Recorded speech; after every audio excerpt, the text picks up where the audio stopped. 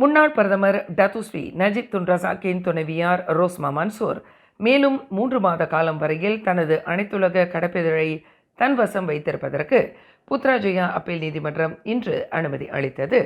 சிங்கப்பூரில் உள்ள தனது மகளை சென்று பார்ப்பதற்கு ஏதுவாக அந்த முன்னாள் பிரதமரின் துணைவியாருக்கு அனுமதி அளிக்கப்படுவதாக 3 கொண்ட நீதிபதிகள் குழுவினருக்கு தலைமையேற்ற டத்தோ அஸ்மான் அப்துல்லா தெரிவித்தார். தமது வழக்கறிஞர் டத்தோ அக்பர்தீன் அப்துல் காடேர் சார்பில் ரோஸ்மா மன்சூர் செய்து கொண்ட விண்ணப்பத்திற்கு துணை பப்ளிக் ப்ராசிக்யூட்டர் பி சாருலதா எந்த எதிர்ப்பும் தெரிவிக்கவில்லை. இவ்வாண்டு முற்பகுதியில் 4வது குழந்தையை பிரசவித்திருக்கும் தனது மகளை சிங்கப்பூருக்கு சென்று காண்பதற்கு ஏதுவாக ரோஸ்மா இவ்விண்ணப்பத்தை தாக்கல் செய்திருந்தார்.